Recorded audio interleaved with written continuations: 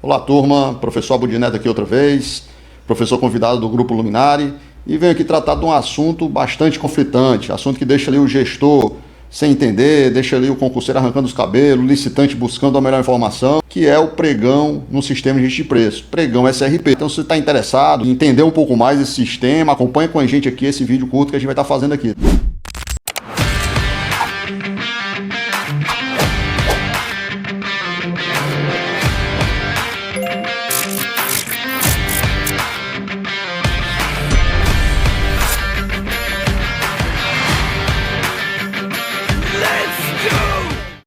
O pregão no sistema de preço, ele difere um pouco do pregão tradicional, tá? Mas antes de falar dele, vamos falar do pregão, né? Para quem é leigo, não entende o que é pregão, imagine o inverso do leilão, né? Enquanto o leilão existe um produto e aquelas pessoas vão dando lance, aumentando o valor daquele produto até que chegue no ganhador, que dá o preço limite, o pregão é o inverso. O pregão, a administração coloca à disposição uma necessidade, né? Ela diz que precisa de um item e fala quanto é o máximo que ela pode pagar. E a partir daí, os participantes, chamados licitantes, eles vão dando lance, até que chegar um ponto, né, que não se baixa mais o valor e quem der o menor preço ganha, tá? Isso é a forma de pregão, uma das modalidades de licitação. Mas aí vem o pregão SRP, o sistema de preço, tá? A grande diferença, a grande questão entre o pregão tradicional é que o pregão tradicional, para ser montado, ele precisa ter já a disponibilidade de recurso orçamentário. É quando surgiu o pregão, então ficava o gestor a receber esse recurso orçamentário, esse crédito, e ele ia planejar o seu processo de aquisição. Levava um certo tempo, né? E fazer esse processo. A grande questão é que o crédito orçamentário, de uma forma geral, ele tem prazo, tá? Até porque é durante um ano, né? E mesmo assim não dura um ano. Geralmente ele é parcelado, ele é dividido em 3 etapas, em 4 etapas, é trimestral ou bimestral. Então ele existe ali um período, né, para que seja utilizado ele. Então o gestor muitas vezes recebia esse recurso e tinha um período, uma janela muito curta para receber esse recurso, fazer o planejamento de um pregão, colocar no ar, colocar aberto, fazer contrato e finalizar com empenho.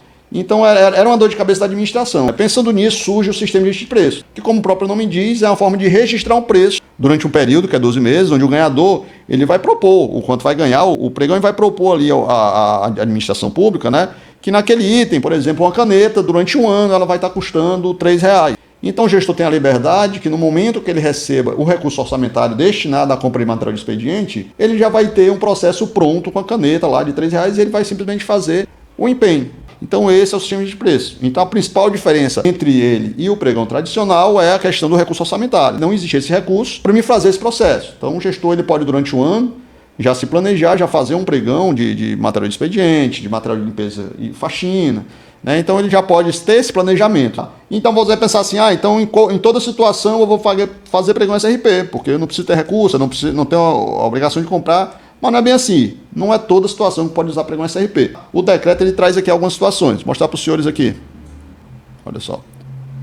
Então o decreto 11.462 de 2023, ele que regula, né, o pregão no sistema de registro de preço, e ele traz as situações que o objeto, o processo tem que atender para ser considerado registro de preço.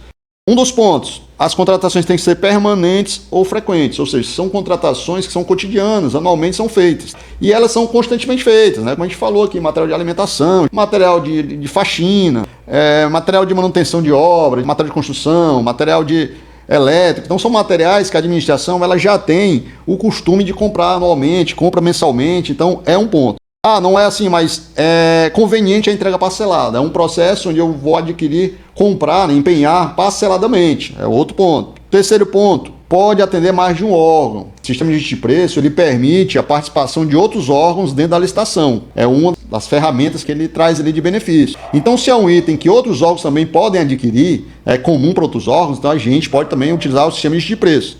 Compra nacional, que é quando um órgão maior ele centraliza a compra, né?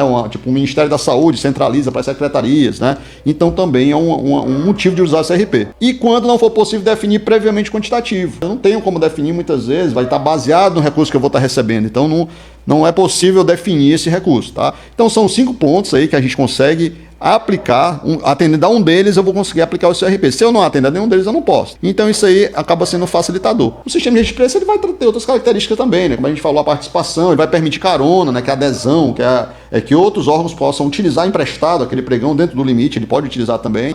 E dentre outras situações, tá? A gente veio aqui só para dar um aparato geral, então principal diferença.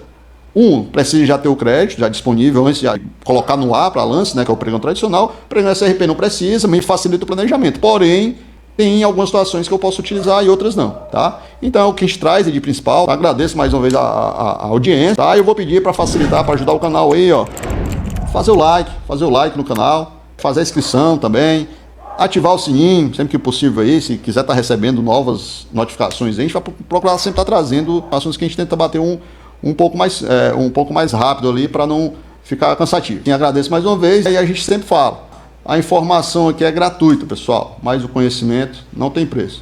Até a próxima!